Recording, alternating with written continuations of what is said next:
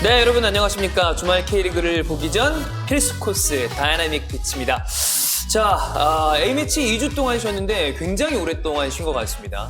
이제 리그 한 경기만을 남겨놓고 있고 요 경기에 따라서 이제 파이널 A와 B가 갈리는 아주 중요한 순간에 저희가 다시 돌아왔습니다. 오늘도 역시 조은 의원, 방우성 의원님과 함께 하겠습니다. 별일 없으셨죠? 안녕하십니까. 네. 보고 싶었습니다. 보고 싶으셨나요? 보고 싶었어요. 네, 이게 진짜 쭉 매주 만나다가 2주 네네. 쉬면 되게 오랫동안 쉰 것 같아요. 그러니까요. 막 느낌상 체감으로는 한 2달 쉰 것 같은 느낌이 드네요. 네. 예. 근데 아니, 두 달 쉬고 진짜로요. 오셔서 그런지 타이가 오늘 일부러 약간 좀 주목받고 싶으신가요? 근데 지금 제가 화면을 딱 봤는데 네. 화면에는 이게 반짝반짝 반짝반짝 빛나네요. 티 나네요. 지금 여러분 실제로 네. 앞에서 보면 거의 이거 노래방이거든요. 네. 저희 문성이 형 좀 움직여봐 주세요. 지금처럼 조금 이렇게요? 앞으로. 지금, 이렇게요? 네, 그러면 지금 반짝반짝 빛나고 있어요. 저는 이제 오래간만에 저희 네네. 팬들을 만나기 때문에 좀 이렇게 뭔가 준비된 마음으로 너무 그냥 평상시 복장 아니십니까? 예. 한결같다는 거죠. 네. 잘못된 거 있나요? 지금 뭐 준비를 지금 잘 해왔는데 지금. 어쨌든 네네. 그렇습니다. 이제 K리그 1 막바지로 가고 있다라고 말씀을 드렸습니다. 24일에 한 경기, 그 한 경기에 따라서 파이널 A와 B가 갈라지고요. 그리고 그에 따라서 또 굉장히 많이 어려움을 겪는 팀도 있고 잔류 경쟁을 해야 되는 팀도 있고 이렇습니다. 오늘은 이 파이널 A 경계선에 있는 팀들을 쭉 저희가 분석을 해보겠는데요. 자, 파이널 A행 티켓을 잡아라. 우리 체크해 보도록 하겠습니다. 자, 파이널 A에 들면 이제 강등 걱정이 없이 또 ACL 티켓을 위해서 뛰어야 되는 팀들도 있고 여러 가지가 많이 달라지게 됩니다. 그러면 어떻게 보면 24일에 있는 굉장히 중요한 포인트는 그 티켓을 누가 잡느냐가 될 텐데 순위를 보면서 이 파이널 A 체크를 한번 해보겠습니다. 어떻게 보면 요 네 팀만 가지고 얘기를 해보면 될 것 같고요. 사실상 수원FC는 굉장히 좀 유리한 교지를 점령을 하고 있고 제주, 수원삼성, 포항 이렇게 세 팀을 좀 체크를 해보면 될 것 같습니다. 승점 차도 그렇게 많이 안 나요. 네. 수원FC가 45점, 제주가 44점, 수원과 포항이 이렇게 위치가 돼 있습니다. 물론 이제 수원 FC 같은 경우도 뭐 파이널 B로 갈 물리적 가능성이 없는 건 아닙니다. 있긴 있습니다. 그런데 굉장히 좀 희박하죠. 맞아요. 경우의 수를 좀 정리해드리자면 수원 FC가 이번에 3-3 라운드에서 이긴다면 뭐 당연히 그렇죠. 파이널 A로 가는 거고 비겨도 파이널 A로 갑니다. 네, 이제 만약에 진다면 그러면 다득점을 따져봐야 돼요. 그렇죠. 그렇죠. 네. 그렇기 때문에 뭐 저도 가능성이 있다는 점에선 일단 수원 FC는 현재로서 좀 유리한 상황이다 볼 수 있겠죠. 그렇습니다. 그렇게 생각을 해본다면 수원FC가 굉장히 좀 유리하다라고 네. 볼 수 있겠고 그리고 나서 제주, 수원삼성, 포항 이렇게 세 경기가 두 자리를 두고 싸우는 형국이다라고 보면 될 것 같은데 제주 이야기를 체크해 보겠습니다. 전북과 경기를 해요. 아무래도 좀 부담이 되죠. 전북도 이제 우승 경쟁을 하면서 한 경기 한 경기가 굉장히 중요하기 때문에 쉽지 않을 수 있는데 최근 제주의 기세가 꽤 좋습니다. 세 경기 2승 1무고요. 득점도 꽤 괜찮은데 사실 그 전까지 좀 빈공이 스타일이었던 팀이잖아요. 어떻게 좀 바뀌었다고 할 수 있을까요? 우선은 무엇보다도 득점력. 주민규에 약간 의존됐던 그런 득점력이 있었더라면 최근에는 약간 좀 패턴 자체가 정면, 심플하게 최전방으로 주민규가 갔다면 요즘의 경기를 보면 양 측면을 이용한 측면. 네, 측면에서 크로스를 이용한 좀 거기에서 이제 또 골들이 조금 많이 나왔어요. 그래서 네. 제주가 지금 요즘 최근 경기력 세 경기를 또 계속 뭐 어떻게 보면 승점을 거의 7점을 가져갔거든요. 그러면 보면 거의 뭐 단조로운 경기보다는 좀 심플하게 양 측면 경기를 정말 잘 이용하면서 좋은 경기를 펼치고 있다. 여기 지금 이제 화면을 보면 강윤성이 양 측면으로 빠지는 상황에서 크로스로 올라가면 또 마무리까지 하는 장면인데 여기서도 이렇게 보면 살짝 좀 어떻게 보면 본인들 또 어떻게 보면 지금 골 넣는 선수들한테 의존했던 최전방의 스트라이커 주민규 이외에도 다른 선수들 또 지금은 또 정우재가 이제 양 측면에서 크로스로 올라오는 거를 자 지금도 어떻게 보면 좀 좋았던 것 같아요. 윙백에게 줬어요. 이게 공격적인 윙백 선수들이 많이 올라오는 예. 안현범 지금 또 측면에서 올라오면서 여기서 이제 정우재가 가거든요. 정우재가 기가 막힌 또 반대쪽 크로스를 보면서 골을 성공시켜줬는데 네. 사실은 이런 장면들이 제주에서는 많이 보이지 못했었어요. 그 전까지는. 그렇죠. 근데 최근 경기력을 보면 제주가 좀 더 양측면 윙백들을 활용한 공격적인 것 그런 패턴 플레이들을 많이 지금 이용하고 있지 않나 생각이 들어요. 자, 그러면 종합을 해보면 윙백의 공격적인 활용이 가장 좀 주요했다라고 보면 될 것 같은데, 자, 확실하게 최근 3경기에서는 득점, 기대 득점, 슈팅, 공격과 관련된 지표가 확연하게 올라갔습니다. 네, 금방 말씀해 주셨던 것처럼 이제 측면 쪽 활용이 많은데 이 측면에 배치된 선수들 보면 굉장히 공격 성향이 강한 선수들이에요. 맞아요. 예를 들어서 안현범 같은 경우는 원래는 이제 공격수를 받다가 그렇죠. 약간 윙백으로 간 선수이기 때문에 기본적인 성향이 공격적인데 요즘 와서 더 측면을 활용하다 보니까 측면이 더 살아나는 그런 느낌으로 좀 가고 있는 거죠. 그렇습니다. 자, 3경기에 굉장히 좋아진 제주, 그 중심에는 양쪽 측면 자원들이 있다라고 말씀을 드렸는데, 아무리 제주가 좋아졌다 하더라도 이 붙는 팀이 전북이란 말이에요. 전북은 리그 하나 남았습니다, 지금. ACL에서 통안의 패배를 당하면서 리그 하나만을 남겨놓고 있기 때문에 굉장히 쉽지 않은 상황이 되겠는데, 그러면 두 팀 일단은 전력을 체크해보고 이야기를 조금 더 나눠보겠습니다. 자, 제주, 전북은 1점 차이로 울산을 바짝 쫓아가고 있는데, 현재까지 이번 시즌만 놓고 봤을 때는 울산에게 좀 어려움을 겪고 있고 ACL에서도 떨어졌기 때문에 굉장히 절실한 상황에서 제주를 만납니다. 그래서 오히려 제주가 지금 전북을 상대하는 거는 더 어려울 것 같아요.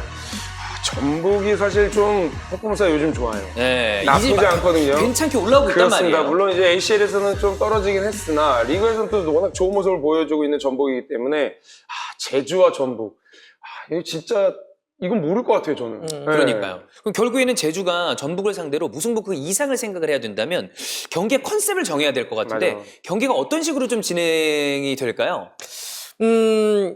그동안 제주가 보여줬던 축구를 놓고 보자면은 뭐 갑자기 스타일을 바꾸고 가진 않아요. 남길 감독이 또 꾸준히 밀고 나가시는 그런 것 스타일이니까 같아. 네, 뭐 갑자기 이 한 경기를 위해서 다른 전술을 쓴다든지 이러지 않을 것 같고. 공격이다 뭐 이럴 것 같지 않고요. 예, 맞아요. 일단 기본적인 밸런스를 지키면서도 자기 축구를 유지할 것 같고. 근데 최근에 이제 이 제주 경기를 보면 호변을 한 선수가 있죠. 포지션 변화줬던 이정문 선수가 맞아요. 있어요. 그러니까 주민규 선수에게만 의존하다 보니까 주민규 선수도 좀 막혔던 것. 그래서 이제 사이드를 많이 활용을 하는데, 사이드를 많이 활용하려면 크로스를 올렸을 때 누가 타겟이 있어야 되죠. 그래서 이정문이라고 하는 아주 장신의 선수를 그렇죠. 수비 쪽을 공격으로 바꿨단 말이죠. 그러면 이정문 선수 어떻게 활용되느냐? 그리고 그 떨어지는 볼을 굉장히 발빠른 제루스가 또 어떻게 공격을 할 것이냐. 이게 이제 포인트가 될 것 같고, 이게 또 왜 그러냐면 상대하는 전북은 홍정호 선수가 지금 못 나오기 때문에 맞아요. 그런 어떤 공백과 매치업이 되면서 이 포인트를 좀 지켜보시면 좀 재밌지 않을까 생각을 해봅니다. 결국에는 네. 큰 컨셉은 달라지지 않겠지만 이런 포인트대로 전북을 공략을 해야 될 텐데, 어쨌든 전북을 상대하는 거는 굉장히 좀 어려운 일이란 말이에요. 이건 뭐 제주로서는 사실 그래도 저는 개인적으로 기대해 볼 만한 선수, 또 이 선수들이 해결을 해줘야 되지 않을까라는 생각이 드는 선수가 주민규 선수, 이창민 선수, 이 두 선수인데, 네. 그래도 골을 넣어줄 수 있는 선수, 능력 있는 선수, 또 제루소랑 같이 또 요즘에 좀 합도 좋고, 또 주민규와 제루소, 또 이선에서 이창민이 경기 운영과 또 슈팅력이 워낙 뛰어난 선수이기 때문에 그렇죠. 경기 흐름을 또 바꿔줄 수 있거든요. 네. 이런 이 두 선수의 또 활약도 한번 기대해 볼 필요가 있을 것 같아요. 그렇습니다. 제주는 승리하면 파이널 A 확정입니다. 어떻게 보면 굉장히 간단해지는데, 비기거나 질 경우에는 그때부터는 저희 팬들이 많이 쓰는 표현이죠. 킹구의 수, 경우의 수를 이제 체크를 해봐야 되거든요. 네. 요거 경우의 수를 한번 보겠습니다. 제주가 무승부를 할 경우의 경우의 수, 그리고 패배를 했을 경우의 경우의 수가 완전히 다르기 때문에 이 부분을 한번 체크를 해보시면 될 것 같습니다. 심플해요. 이기면 된다. 이렇게 네, 보시면 되겠습니다. 그쵸. 네. 그렇죠. 자, 승리를 하면 문제가 없기 때문에, 이 뭐 사실 간단해진다고 말씀을 드렸지만, 상대가 전북이니까 쉬운 일은 아니거든요. 이거 예상을 잠깐 해볼까요? 조은이 형님 어떻게 보시나요? 제주의 파이널 A 갈 수 있을까요? 그러니까 저는 항상 제가 말씀드린 것 중에 지금 한 60% 맞췄더라고요. 그래요? 비긴 걸로 갔을 때. 근데 솔직히 너무 좀 무승부만 하세요. 제가 그렇긴 하죠. 예. 근데 정말 그럴 것 같아. 네. 이번 1대1 무승부? 무승부 한번 가고 있어요. 와, 근데 전북 무승부하면. 그러니까 왜냐면 지금 네. 전북이 선수들, 예. 뭐 사기 차원에서도 지금 이 경기에 정말 임하는 자세가 완전 다를 거고. 네. 그게 또 ACL이 떨어졌던 이유에서. 그리고 또 제주가 상위 스플릿을 가기 위해서 이 한 경기 승리를 한다면 무조건 갈 수 있기 때문에 1대1. 1대1 무승부. 1대1 무승부. 이것도 쉽지 않다. 참. 사실 저는 이렇게 결정적인 거 예상할 때 한편으로 좀 편해요. 제가 선택하는 팀은 우리 팀이 남나보다 해서 좋을 수도 있고 선택받지 못하는 팀은 이럴 수 있잖아요. 제가 했으니까 반대로 되겠네? 일단 한번 깔아놓겠습니다. 모든 경우에서를 좀 깔아놓고. 오늘 또 약간 저는 저렇게 일단 간다고? 제주는 분명히 전북 만나서 쉽게는 경기 못할 텐데 제가 약간 생각하는 건 뭐냐면 수원 삼성의 마지막 경기가 만만치 않은 대구 원정이에요. 맞아요. 그러면 수원 삼성이 어쨌든 승리를 꼭 거둬야지만 순위의 변동이 가능할 텐데 전 그런 측면에서 일단 제주는 좀 남을 것 같아요. 그러면 제주는 파이널 A. 그러면 뭐 수원 삼성이랑 대구는 지금 네. 약간 좀 마음이 지금 벌써 정해져 있으시네요. 근데 수원 삼성이 네. 대구 경기를 쉽게 하지 못할 것 같다는 느낌. 많은 수원 삼성 팬들이 이렇게 지금 환호를 하신다고? 됐다. 그러니까요. 어렵다고 저런 식으로. 한다. 예, 이런 느낌이거든요. 자, 그러면 바로 수원 삼성 얘기로 넘어가 보겠습니다. 현재 6위입니다. 시즌 초반에는 뭐 파이널 A가 문제가 아니라 이 기세라면 전북, 울산과 함께 우승 경쟁도 가능한 맞아요. 것이 아니냐라는 이야기까지 맞아요. 나왔었던 수원 삼성인데, 지금은 어떻게 보면 파이널 B에 내려갈 가능성이 충분히 열려 있는 정말 이 시즌 내내 오르락내리락이 많았던 한 해입니다. 저는 수원 삼성의 시즌 초반에 너무 좋았잖아요. 그쵸. 전반기 때는 최고로 좋았던 경기를 보여줬었는데, 왜 수원 삼성이 조금 후반기에 조금 떨어졌냐? 라는 생각을 해봤을 땐, 전 개인적으로 이 선수를 너무 좋아하기 때문에 그런지 모르겠지만, 고승범 선수에 대한 네. 지금 좀 군입대가 좀 아쉬운 부분이 지금 있는 것 같아요. 크죠. 사실 고승범 선수가 지금 공격이면 공격, 수비면 수비, 항상 수비에서도 정말 뭐 중간에서든 뭐 경기 운영, 많은 활동량을 바탕으로 좋은 모습을 보여줬고 또 고승범 선수가 빠져나간 이후에 지금 수원 삼성이 많이 지금 어떻게 보면 좀 많이 어려움을 겪고 있다라고 그렇죠. 생각합니다. 그러니까 고승범이 있었을 때 수원 삼성이 어떻게 보면 박건아의 수원 삼성에 정말 제대로 된 축구를 보여줬다라고 맞아요. 할 정도로 활약상이 대단했던 고승범이었거든요. 고승범이 있고 없고의 차이는 분명히 굉장히 좀 커 보였던 수원 삼성이라고 할 수 있겠습니다.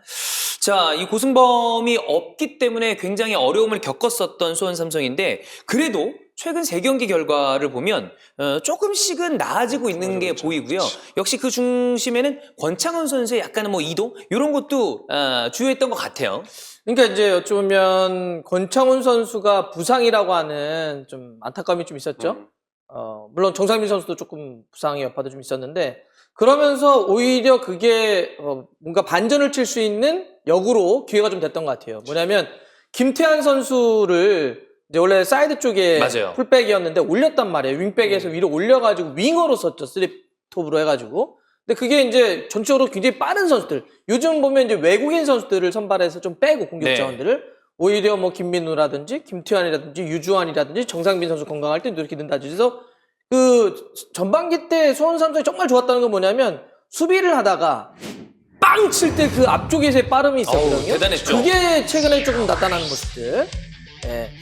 이거는 이제 니콜라 선수가 있을 때의 그 형태이기도 하는데 예. 기본적으로 수원 삼성이 저런 식으로 이제 압박을 해서 뺏어내게 되면 굉장히 빠른 전개. 정상민 선수가 앞쪽으로 들어갔을 때 연기해주고 자, 이거 너무 좋았어요. 저런 거 예. 정말 대단해요. 너무 잡지 좋았어요. 않고 볼의 스피드를 그대로 살려 들어가면서 마무리하는. 패스가 기가 막혔습니다. 네. 정상민 선수도 한동안 이제 골이 없다가 근래 또 만들어지고 있고 자 이런 장면도 보면 축이 되어주고 있고 네. 이게 이제 요즘 보여주는 맞아요. 아주 발빠른 공격의 형태의 주된 모습인데 뭐 워낙 이 세 선수가 속도감과 기술력을 다 갖고 있기 때문에 네. 들어갈 때는 자 김태환 선수가 이제는 최근에는 윙백이 아니라 저렇게 공격적으로 윙포워드로 뛰고 있고요. 수원 삼성이 확인을 해보니까 정상빈 선수는 이제 부상에서 회복을 했다고 하고요. 다행이네요. 예. 자, 이 장면도 보면 다시 연기해주고 이렇게 들어갈 때 이런 속도감은 상대 수비 어느 팀을 만나더라도 굉장히 부담스럽죠. 거의 3명이 육상하듯이 앞쪽으로 뛰니까 그렇습니다. 선택지가 여럿 그리고 수비수 입장에서는 이러면 정말 골머리가 아프거든요. 또 여기다가 뭐 유주한 카드도 있고요. 또 확인해 보니까 김건희 선수도 지금 충분히 뛸 수 있기 때문에 이러한 3톱도 가능하지만 김건희 선수가 들어가는 다른 형태의 톱도 가능하단 말이죠. 네. 옵션은 수원 삼성이 지금 늘어나고 있습니다. 그렇습니다. 네. 이 효율적인 공격 그리고 폭발적인 스피드가 다시 한번 좀 살아나면서 분명히 공격의 이 강점이 이전 시즌 초중반까지의 그 강력함을 다시 찾고 있는 수원인데요. 지표도 체크를 해보면 조금씩 좋아지는 모습이 보입니다. 기록으로 한번 체크해 보겠습니다. 자, 후반기 그리고 최근 5경기의 지표가 변화된 모습을 보여주는 딱 그 기록이거든요. 점유율이나 뭐 점유당 패스는 내려왔지만 공격적인 득점이나 기대 득점은 올라갔어요. 네, 박건하 감독의 축구가 뭐 점유율 자체는 그렇게 신경 쓰지 않죠. 강한 수비를 하다가 빠르게 트랜지션, 공격으로 전환해서 마무리하는 능력을 보여주고 있기 때문에 확실히 다른 어떤 스탯이, 공격적인 스탯이 올라갔던 게 최근에 보여주는 수원 삼성의 모습입니다. 그렇습니다. 수원 삼성이 그래도 정말 오랫동안 어려워했던 그 시기를 지나가고 좋아지는 이 모습에 중심에 또 하나의 선수가 있습니다. 바로 이기재인데 측면에서 이기재는 이기재 나오면 이기재 이런 얘기를 할 정도로 팬들이 굉장히 좋아하고 있습니다.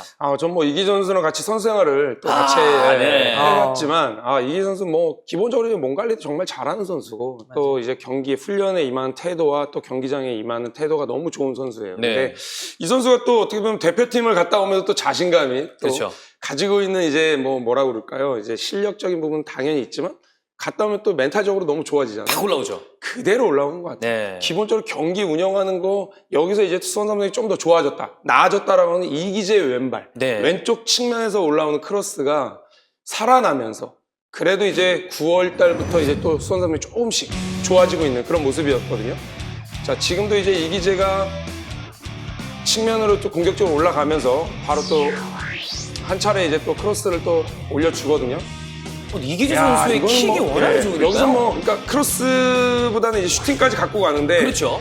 사실은 이기재 선수의 장점이 뭐냐면 지금도 보면은 전 개인적으로 길게 갈 거라고 생각했어요. 근데 여기서 짧게 센스 있게 지금 리어를 보면서 좀 올려주는 게 네. 여기서 이게 또 자신감을 보여줄 수 있고 가볍게 올리잖아요. 이거는 사실 선수로서 이건 쉽지 않은 크로스인데 너무나 칭찬해주고 싶고 원하는 곳으로 공을 본인이 마음대로 보내더라고요. 그렇습니다. 지금도 낮고 빠르겠지만 또 각이 딱 알맞게끔 기가 막히게 올라가거든요. 네. 보세요. 궤적 너무 좋고요. 궤적이 너무 좋고 김건희가 또 지금 화면에 보이긴 하지만 좀 이후에 이제 빠졌었어요. 근데 이제 뭐 방송위원이 말씀하신 것처럼 이제 또 복귀를 하면서 이제 좀 팀에 조금 더 힘이 실릴 것 같은데 이기재, 김건희 사실 시즌 초반에는 고승범과 함께 그렇죠. 좀 좋은 활약을 보여줬던 이제 선수들이기 때문에 또 조금 더 수원 삼성이 올해 이제 마지막 경기 이 스플릿을 가기 위한 마지막 경기에서 어떻게 보여줄지 또 대구를 만났는데 그렇죠. 방송 위원이 말씀하신 대로 좀 어려운 경기가 될 거다라고 예상을 하시지만 저도 사실은 대구랑 수원 삼성 하면 쉽지 않았어요. 항상. 예, 맞아요. 일단 두 팀의 전력을 그리고 최근의 분위기를 체크해 보도록 하겠습니다. 순위는 대구가 높고요. 최근에 보면 득점은 대구가 조금 주춤한 상황이지만 실점 부분에서도 역시 수원보다 조금 나은 부분이 있습니다. 그러면서 굉장히 어려운 경기를 할 수밖에 없는 수원 삼성이라고 볼 수 있겠습니다. 그러면 이 대구 원정을 가잖아요. 대팍 원정을 가는 팀들은 모두 다 좀 부담을 가질 수밖에 없는 상황이 되겠는데 수원 삼성 박건하 감독이 마지막 이 파이널 가기 전 마지막 경기를 특히나 어려운 대구를 상대로 어떤 전술을 쓸지가 중요할 것 같거든요. 어떤 식으로 경기를 좀 준비를 할까요? 그러니까 이제 저는 이런 게 되게 궁금하기도 하고 네. 혹은 제가 한번 생각해봐요. 내가 감독이라면 네. 어떻게 경기를 할까? 무슨 얘기냐면 수원 삼성 입장에서는 일단 이겨야지만 맞아요. 확실하게 파이널 A를 승산을 굳힐 수 있는 건데 그렇죠. 근데 이제 대구의 팀의 컬러를 보면 세징야를 중심으로 해서 굉장히 빠른 또 이 공격의 속도를 보여준단 말이에요. 엄청난 카운터죠. 그럼 이 기회에서 수원 삼성이 너무 올라가게 되면 뒷공간. 뒤를 맞을 수가 있단 말이에요. 네. 그러면 나는 이기기 위해서 올라갈 것이냐 아니면 대구라고 하는 팀의 성격에 맞춰서 일정하게 약간 좀 물러나서 뒷공간을 주지 않으면서 공격을 할 것이냐 이 판단을 해야 되는데 그렇죠.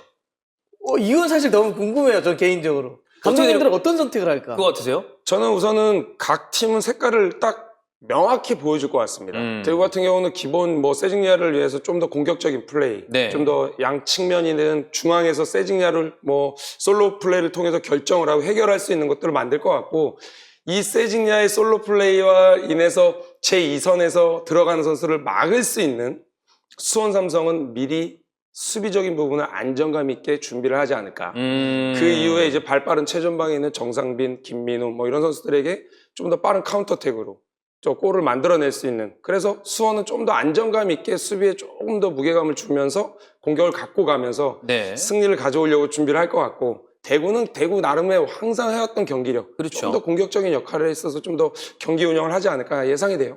자, 그러면 수원 삼성이 파이널 A를 가기 위한 경우의 수도 체크를 해보겠습니다. 수원 삼성은 일단 당연히 이기는 것이 가장 유리한데 무승부 그리고 패배했을 때 경우의 수도 이렇거든요. 그런데 뭐 저희가 쭉 얘기를 드렸지만 대파 원정은 참 부담스럽습니다. 쉽지 않아요. 그러니까 이게 그 팬들, 그러니까 이게 경기장을 갈 때 저희가 항상 다 얘기하지만 K리그 경기장 중에 경기의 몰입도가 가장 강한 곳 하면 뭐 대파, 네. 스틸리아드, 그다음에 전남, 광양을 이렇게 얘기할 수가 있는데 이게 경기장이 그 짜임새가 있어서 그런지 몰라도 더 속도가 빨라 그러니까요. 보여요. 이게 선수들 사이에서 그런 얘기를 해요. 스틸라드, 뭐 광양, 물론 이제 대팍 전체적으로 홈팀 선수들이 확실히 유리한 게 있어요. 이점을 확실하게 받는 홈이다. 확실히 그래요. 네. 좀 더 아무래도 원정팀 선수들이 뭔가 모르게 거기 가면 되게 힘들어요. 확 쪼이는 느낌이 있는 것 그러니까요. 같아요. 내려갔어요. 예. 그러니까 그런 것들이 이번에도 조금은 대팍에서 대구가 좀 더 유리하게 경기 운영을 해가지 않을까 생각이 들어요. 네, 그렇습니다. 자, 그리고 한 팀이 더 있습니다. 포항 스틸러스 이야기를 안 할 수가 없습니다. 승점상으로 봤을 때는 불리합니다. 그런데 저희가 참 이 기적을 만든 그러니까요. 김기동 감독과 포항 선수들이거든요. 아시아 챔피언스리그 결승에 나갔습니다. 이거는 저는 사실 이번 시즌 포항은 정말 어려웠거든요. 시즌 전에 수많은 선수들이 이적을 했고 시즌 중도에 에이스가 맞습니다. 빠져나갔고 주축 선수들이 부상으로 이탈을 했고 김기동 감독의 표정이 현장 가서 볼 때마다 쉽지 않다 이런 이야기를 정말 저도 자주 들었는데 그렇죠. 포항 아침 결승 이거 예상하셨었나요? 쉽진 않았죠. 네. 네, 솔직히 쉽지 그럼요. 않았죠. 이게 나고야도 싸워야 됐고 그다음에 울산과 전북의 승자랑 또 싸워야 되는 걸 다 예상을 했어야 되잖아요. 그렇죠. 쉽지 않은 거였는데 정말 저는 그 어디서도 그 얘기를 한번 했었는데 정말 소리 지르면서 봤어요. 특히 나고야 경기 같은 경우는 막 소리를 막 지르면서 맞아요. 봤고 그다음에 이번에 울산하고도 경기할 때도 와 이런 승부가 있구나. 그러니까요. 승부차기까지 가게 되는데 네. 정말 대단한 승부였습니다. 네. 어떻게 보셨나요 경기? 우선 뭐 김기동 감독님의 뭐 어떻게 보면 진짜 지도력, 네. 뭐 어떻게 보면 또 상대를 위한 또 전력적인 부분에 있어서 전력을 확실하게 또 분석을 또 아주 잘해서 또 상대를 또 승리를 갖고 올 수 있게끔 만들었던 것 같은데 우선 선수단 분위기나 선수들이랑 통화를 해보면 이런 얘기를 많이 해요. 우리는 감독님 생각해서라도 열심히 뛴다. 이런 말을 좀 듣는데 혹시 너만 생각하고 있는 거 아니니? 이런 얘기를 제가 한번 물어봐요. 그러면 선수들끼리 느끼잖아요. 네. 근데 절대 그렇지가 않아요. 그러니까 감독님과 선수들과의 그런 무한한 신뢰, 그 안에서 경기장에서 그렇다면 편안하게 경기 운영을 하고 자기가 가지고 있는 것들을 충분히 보여지는 그렇기 때문에 확실히 힘들고 어려운 상황에서도 이겨낼 수 있는 그런 끈끈함이 있지 않았을까. 네. 예, 그게 정말 포항 선수들도 있었고 사실 여기서 조금 더 그래도 칭찬해주고 싶은 선수가 베테랑 오범석 선수 있잖아요. 오범석. 오범석 선수 경기에 출전한 시간은 좀 더 적지만 네. 또 벤치에 앉아서 전체적인 선수들 분위기나 또 이런 또 본인이 또 경험 담는 이런 것들이 워낙 많으니까 선수들을 잘 이끌어가는 이게 확실히 베테랑이 또 품격을 또 보여주지 않았나 생각이 들어요. 그렇습니다. 뭐 아시아 챔피언스리그에서는 정말 기적을 쓰면서 결승에 올라갔는데 사실 최근 리그에서는 좀 흔들리는 모습이 있었거든요. 3경기 1승 2패입니다. 이때 승점 관리가 좀 됐다면 어떻게 보면 그냥 파이널 A 한 그렇죠. 자리를 포항이 달라졌죠. 그냥 가져갔을지도 모르는데 그 중심에는 역시 강현무 골키퍼가 빠지면서 생겼던 이 뒷문에서의 불안함이 있었던 것 같아요. 안타깝죠. 사실 강인문 선수가 굉장히 좋은 선방을 많이 맞아요. 보여줬었는데. 현무 스틸러스였는데 예, 진짜로. 예. 와. 근데 이제 부상으로 시즌 아웃이 됐고 그러다 보니까 조성훈, 뭐 이준 이런 이제 골키퍼들이 기회가 돌아갔습니다. 물론 이준 골키퍼 같은 경우는 아시아 챔피언스리그에서 정말 인상적인 방어도 했었고 나고야전에서 했었죠. 또 이제 약간 너무 아쉬운 좋았죠. 부분도 있었습니다. 네. 근데 어쨌든 이 중요한 승부에서는 결국은 마지막에 그 골을 막느냐 허용을 하느냐 이거기 때문에 강현무 선수의 이 빈자리를 메울 골키퍼에게도 아무래도 뭐 이준 선수가 나올 것으로 보이는데 근데 중요할 것 같습니다. 역할이. 그렇습니다. 강현무 선수가 이탈하면서 이 조성훈 그리고 이준 선수가 기회를 각각 잡았었는데 너무 안타까운 실수들이 계속 나왔어요. 뭐 본인들 선수들은 얼마나 힘들었겠습니까? 네. 이제 뭐 본인이 원하고자 않은 이런 경기력이 좀 나왔을 텐데 이게 저런 또 실책은 참 너무 아쉽거든요. 맞습니다. 포항으로서는 이게 좀 많이 뼈아픈 왜냐하면 또 승점을 또 갖고 올 수 있는 또 그런 경기였는데 그걸 못 갖고 오면서 그게 한 3경기였잖아요. 그렇죠. 이게 조금은 아쉬운 부분이 있고 강현무의 또 공백이 아무래도 확실히 또 크다라는 걸 또 보여줬던 그런 매 경기였죠. 조금 전에 나왔었던 동해안 더비에서의 실수도 그렇고 이런 슈팅은 사실 워낙 슈팅 자체가 좋긴 했습니다만 그런 느낌은 있죠.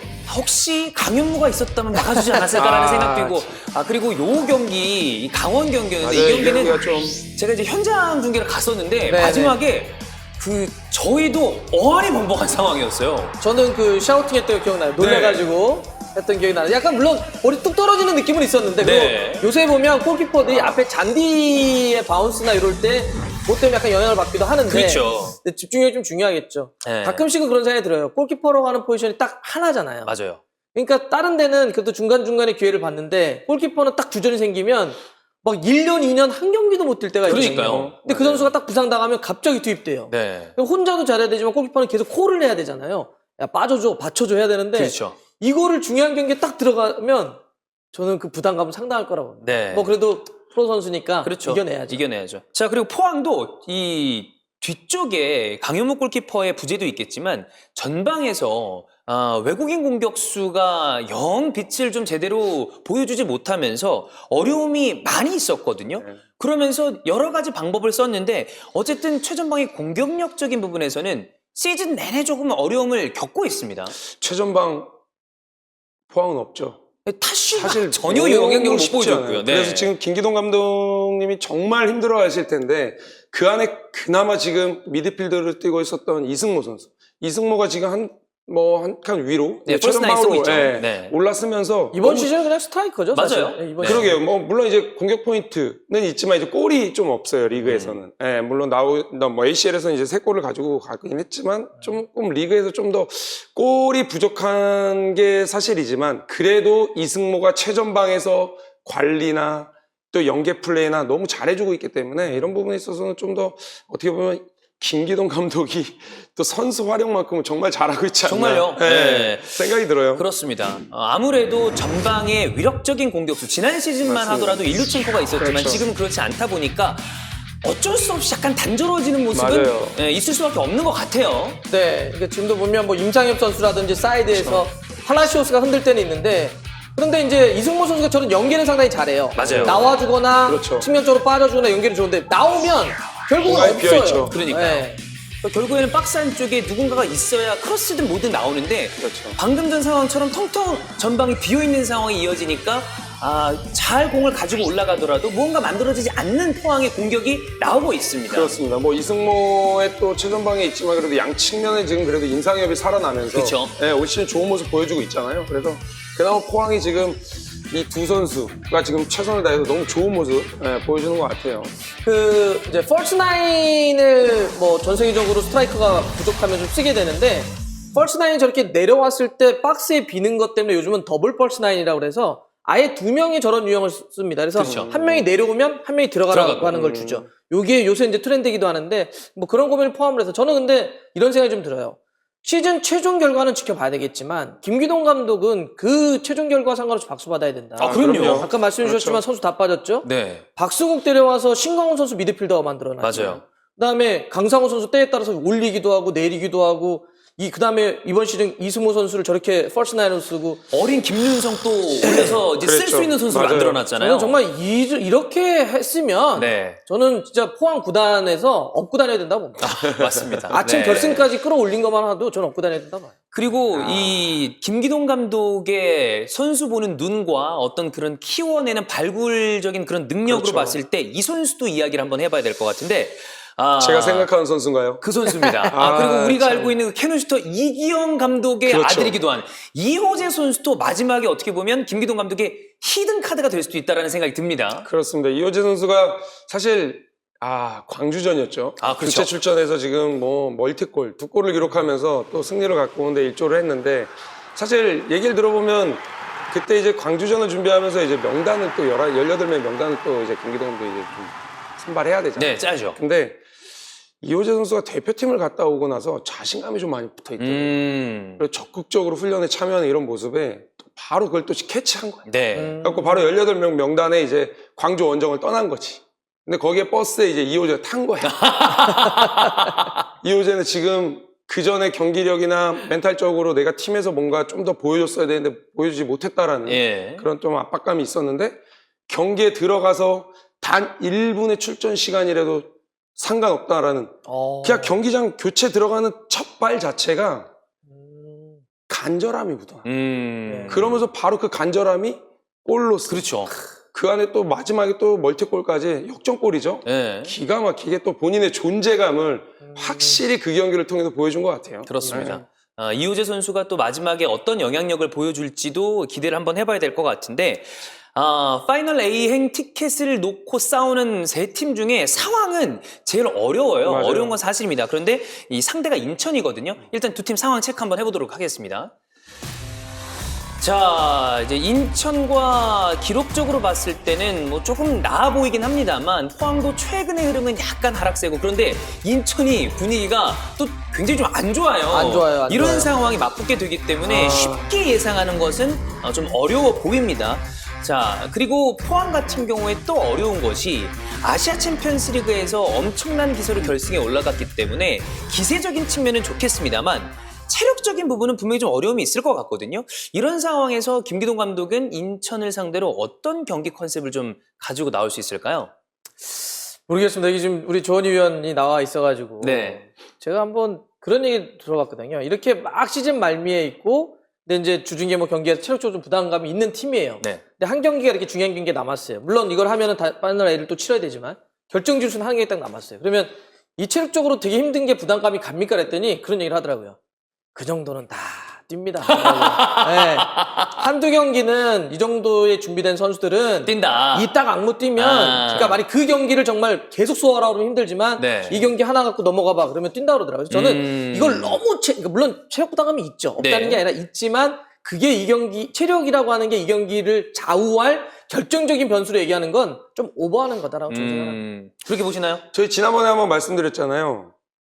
계속 승리를 하면 10경기, 20경기 승리하면 그냥 90분 한 번도 빠지지 않고 풀타임 뛰었던 선수, 20경기 이상 뛰었던 선수 체력적으로 하나도 안 힘들어요. 괜찮다. 저는 개인적으로 포항은 ACL 승리 네.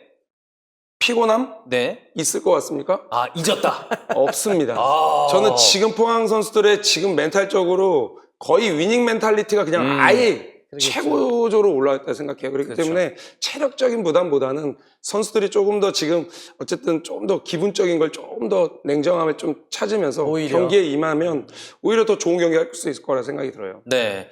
자, 최근 흐름이 꽤 어려워진 인천을 상대로 포항은 승리를 하고 봐야 됩니다. 일단은 승리하고 나머지 팀의 이 경우의 수를 체크를 해봐야 되는 상황인데 과연 어떤 팀이 파이널 A 막차를 좀 타게 될 수 있을지 굉장히 좀 기대가 되는 주말이라고 할 수 있겠습니다.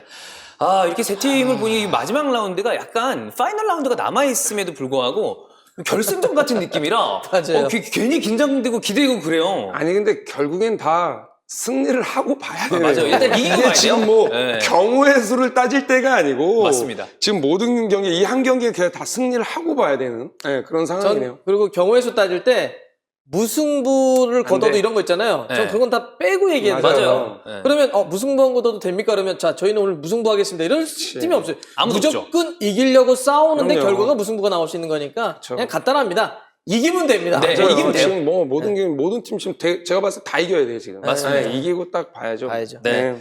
자, 굉장히 기대가 되는 주말이고요. 이 파이널 A행 티켓을 향한 세 팀의 아주 이 빡빡한 상황을 저희가 체크를 해드렸으니까 K리그2 34라운드 경기 결과도 정리를 한번 해보겠습니다. 자, 충남 아산과 대전의 경기 대전이 승리를 했고요. 경남 대 안산에서는 안산이 승리를 했습니다. 그리고 중요한 경기였죠. 부천과 김천의 경기에서 김천이 승리를 했고 전남 부산은 전남의 승리, 안양 대 서울 이랜드는 안양의 승리 이렇게 경기 결과가 나왔습니다. 자, 두 경기를 남겨놓고 있는 이제 K리그2입니다. 그런데 이 34라운드에서 김천 상무가 승리를 하면서 승점 67점, 조기 우승 확정 지었습니다. 김천의 우승은 어떻게 보면 초반에 약간 어려웠던 타이밍을 지나가고 나서부터는 많은 분들이 예상을 했지만 조기 우승에 대해서는 역시 정말 김천이 강하다라는 좀 생각이 드는데 우승의 원동력을 어디서 찾아야 될까요, 방송위원님? 일단 멤버가 좋죠. 뭐 사실 최고죠. 대표급 선수들이 많이 너무 들어가 좋죠. 있죠. 네, 그러니까 이 팀에 가려면 축구를 되게 잘해야 됩니다. 맞아요. 엄청 잘해야 돼요. 우리 K리그 선수들은 축구를 다 잘해요. 그렇죠. 근데 그 중에서도 더 잘하는 선수들이 또 가게 되는 거잖아요. 그렇죠. 좋은 선수들이 많이 가 있고, 그다음 또 하나는 김태환 감독이 이러한 되게 특수하잖아요. 시즌 도중에 선수가 확 나갔다가 확 들어와야 돼요. 이거 참 뭔가 전술적인 완성도를 갖추기가 쉽지 않은데 이런 경험들이 많다 보니까 잘 만들어가는 것 같아요. 네. 네. 참고로 저도 상무 출신입니다. 아, 역시 축구를 잘해야만, K리그 중에서도 잘해야만 간다는 그 상무 출신이시군요. 원동력 어디서 좀 보시나요? 뭐 우선은 제가 상무에 입대를 했을 때 이제 지금의 이제 상무 감독이시죠. 김태환 감독님이 저 이제 코치로 계셨거든요. 근데 그분과 2년 6개월, 2년 4개월 같이 함께 생활했을 때 느꼈던 게 따뜻함이 있었어요. 선수들을 말을 항상 대변해주고 들어주시고 네. 항상 이해해 주시려고 했던 그런 따뜻함이 있었던 게 지금의 선수들, 감독으로서 선수들과 소통하는 그런 모습, 또 선수들이 편안하게 경기장 안에서 부담 없이 자기들이 가지고 있는 걸 펼칠 수 있게끔 만들어주는 그런 감독이 아닌가 생각이 많이 들어요. 어떻게 보면 이 소원 수리와 마음의 편지가 기본적으로 네, 아, 이렇게 좀 근데 김태환 감독이 돼 있는 게 진짜 아닌가 그런 것 이런 생각이 좀 같아요. 들거든요. 맞아요. 네. 어떻게 보면 아까도 말씀드렸지만 선수단 자체가 굉장히 좋아요. 그런데 그렇습니다. 이 정도로 변동이 많으면 이건 감독의 역량이 정말 중요하다고 할 수 있는데 그럼요. 이 김태환 감독이 김천 상무의 우승에는 가장 중요한 역할을 했다고 해도 과언이 아닐 것 그럼요. 같습니다. 자, 그러면 김천의 수장 팬들은 페태환 감독이라고 부릅니다. 이 김태환 감독과 페태환. 전화 연결이 또 저희가 준비가 돼 있거든요. 전화 연결 한번 해보도록 하겠습니다. 감독님, 네. 저 조원입니다. 아니, 방송입니까, 지금 이거? 아, 예, 방송입니다, 감독님. 방송하는 거면 그럼 전대를 해야 되겠네요. 아닙니다. 존대 안 하셔도 됩니다, 감독님. 아, 전대 안 하면 또 이상이 나갈 것 같아서. 방송 너무 잘 하시는 거 아닙니까, 감독님? 아, 감독님 잘 또 많은 지내셨어요? 사람들이 보는 또 그거니까, 방송이니까 또 이렇게 전대를 해야죠. 네. 감독님 우선 저 우승 축하드립니다. 아, 예, 감사합니다. 아, 네. 예. 제 옆에 네. 이제 박종윤 캐스터랑 지금 박문성 해설위원이 옆에 계시거든요. 아, 예, 안녕하십니까. 안녕하십니까, 안녕하세요. 감독님. 네, 안녕하세요. 네, 그러면 간단하게 몇 가지 질문을 좀 드리겠습니다. 먼저 우승 소감 한마디 부탁드리겠습니다. 아, 우승했는데, 사실 사실 아직까지 좀 실감이 좀 안 나는 편이고요. 아직 두 경기도 남았고, 홈에서 좀 우승 세레머니를 아직 안 해서 그런지, 아직까지 좀 실감을 못 하고 있고요. 지금 다음 경기 지금 전남 경기인데 좀 거기 좀 초점을 맞추고 있습니다. 아직도. 예. 제가 행가리 할 때 제가 가겠습니다. 조 의원님은 안 오셔도 됩니다. 아니, 감독님. 저번에 안양을 응원하더라고요. 못쓸 사람이네요. 많이 삐졌습니다. 네, 왜 그러셨어요? 네. 감독님, 네. 저기 아까 전화 걸었을 때 조원 의원이 전화 걸었을 때 번호가 저장이 안 되신 것 같은데. 아, 예, 버리려고요. 이제 좀. 그때 이후로 전화번호를 제가 없앴나 봅니다. 알겠습니다. 제가 진짜 죄송합니다, 궁금한 감독님. 게 있습니다. 아마 팬들도 상당히 궁금해 할 것 같은데요. 예? 예. 팬들도 상당히 궁금해 하실 것 같습니다. 어떤 게 있냐면 아무래도 이제 김천 상무가 네. 군팀이라고 하는 특수성이 있기 때문에 네네. 선수들이 시즌 도중에 많이 나가고 많이 들어오잖아요. 네. 네네네. 이런 일반적이지 않은 축구팀의 운영인데 이랬을 네. 때 전술적인 완성도를 끌어올리는 게 굉장히 좀 어렵지 네. 않을까 좀 싶은데 감독님 네. 이런 거는 좀 어떻게 헤쳐 나가시는지요? 아, 진짜 어렵죠. 진짜 어렵고. 네. 일단, 그러니까 저희는 동계훈련을 한 2번 한다고 생각하시면 됩니다. 이게 아. 왜냐면 동계훈련 때 한번 또 만들어 놓고, 또 시즌 이제 들어가서 이제 새로 들어오고 나갈 때쯤에 또 그 선수에 맞게끔 또 한 번 더 우리가 준비를 또 해야 돼갖고. 근데 그렇게 크게 바꾸는 건 아니고, 예, 거기서 조금씩 그 선수의 어떤 특성에 좀 맞게끔 또 잘하는 선수들 특성에 맞게끔 좀 맞춰주는 거 서로 좀 우리가 좀 서로의 특징들을 또 공유하는 그런 것들을 좀 더 많이 하는 것 같습니다. 네. 감독님, 동계훈련을 2번 하는 기분이라고 했는데, 그러면 그렇게 훈련을 할 때 선수들에게 가장 강조하는 전술적인 의미의 포인트를 좀 어떤 걸 많이 좀 강조하시는지. 네. 서로 저는 소통을 많이 얘기해. 뭐 전술적인 움직임도 그쵸. 좋고 하지만은 서로가 어떤 우리 동료가 어떻게 움직이고 어떻게 내가 그쵸. 움직여줘서 우리 동료를 좀 편하게 해주고 도와줄 수 있을까를 좀 많이 생각하게 하고요. 아, 감독님. 네. 아, 좀 내년에 또 K리그 1에서 이제 또 감독님 또 뵙게 됐는데 네. 그래도 뭐 내년에 K리그 1 또 혹시 목표를 또 어떻게 잡고 계신지 한번 여쭤보고 싶습니다.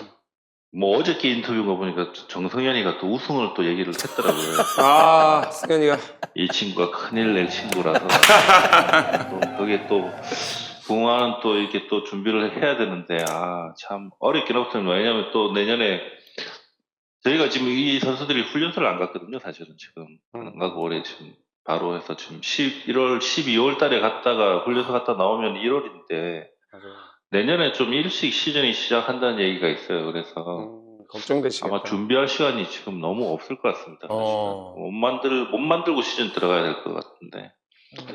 어쨌든 잘 분석하고 저희가 뭐 제가 하는 일은 뭐 감독이 뭐 선수들 좀 경기장에서 잘할 수 있게끔 도와주는 역할이라고 생각하기 때문에 경기장에서 선수들의 기량을 마음껏 뽐낼 수 있도록 준비할 수 있는 그런 지도자가 돼야 되겠다. 제가 뭐 중요한 거죠. 네, 최대한 저희가 한계를 넘어서 한번 시즌을 마무리 한번 해보고 싶습니다. 내년에는.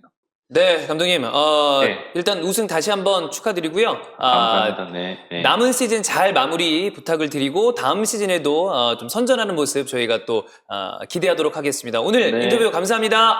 네, 고맙습니다. 고맙습니다. 감독님 네. 보고 싶습니다. 안 보고 싶습니다. 감사합니다. 네, 고맙습니다. 네, 감사합니다. 사랑합니다. 네.